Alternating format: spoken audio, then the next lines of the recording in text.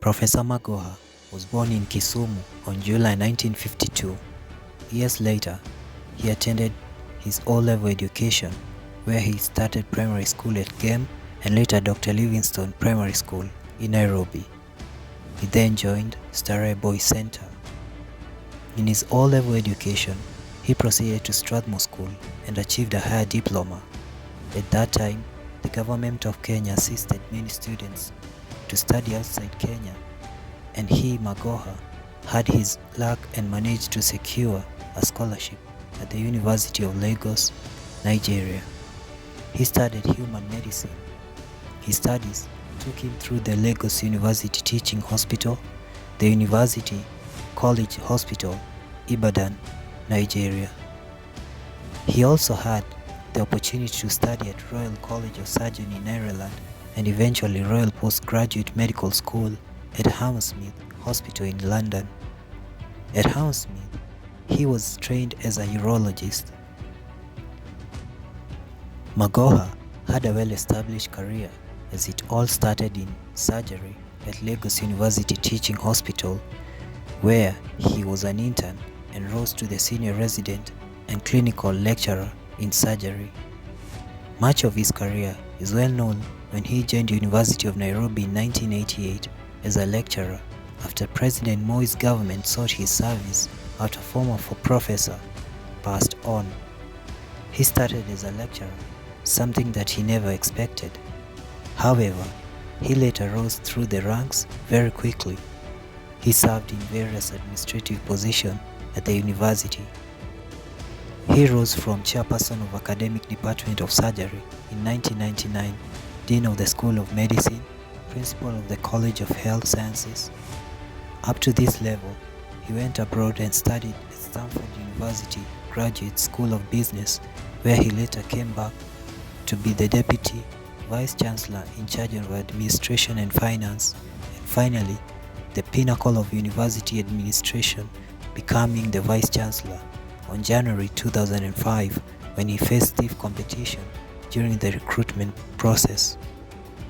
During his reign as Vice Chancellor, he was also known for his formidable leadership he portrayed. One of his most remarkable achievements at the University of Nairobi was that he instituted discipline among academic staff, non-teaching staff, and the students. He revamped the management of the university by achieving performance target he was given prior being appointed. At that time, he assumed office, staff members never worked, lecturers missed classes, and some even lost students' examination marks. Students' strikes were notoriously common and had tarnished the institution's reputation. He met openly with the students to discuss the issues they faced. This bore fruits, as fewer cases of rioting during his 10-year tenure was witnessed. Perhaps the most iconic project he accomplished at the University of Nairobi was the constructed University of Nairobi Towers. With his record as the no-nonsense education administrator in 2016, he was appointed as the chairperson of the Kenya National Examination Council by President Uhuru Kenyatta. He was tasked with reforming the council, where he had to arrest the situation of widespread academic dishonesty and corruption in the administration of national examinations.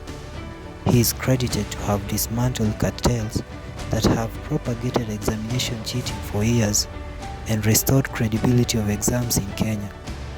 He even at one time warned that once the exams leak in a certain examination center, the exams will end at that point.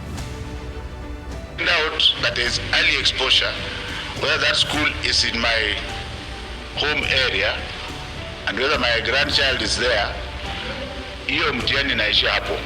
In March 2019, he was nominated as the Cabinet Secretary for Education, and he was sworn in on 26 March 2019, replacing Amina Mohammed, who was transferred to the sports docket.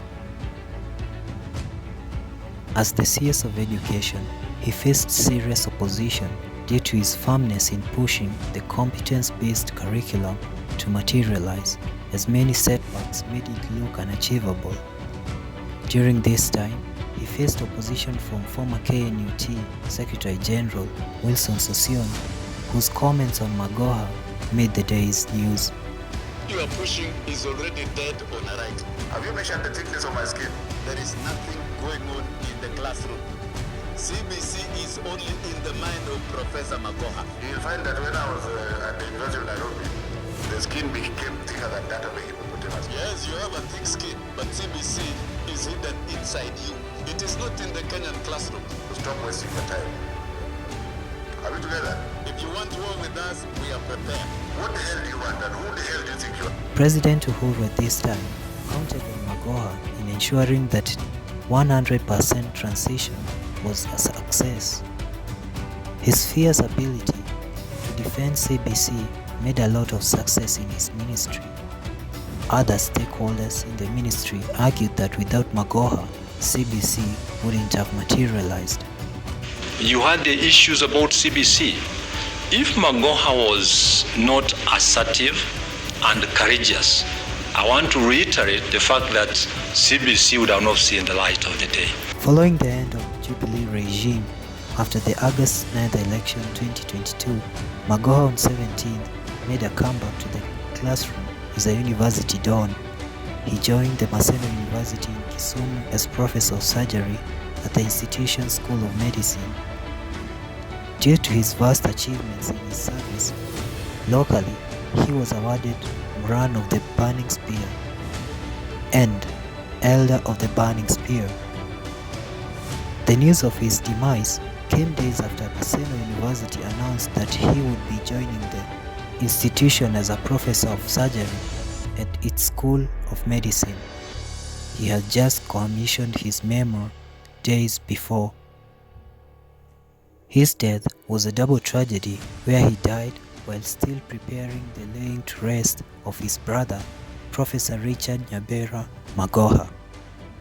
Professor Magoha left a landmark as he served Kenya, and shoes hard to fit for the faint-hearted. This program has been produced by Ben Mwangi.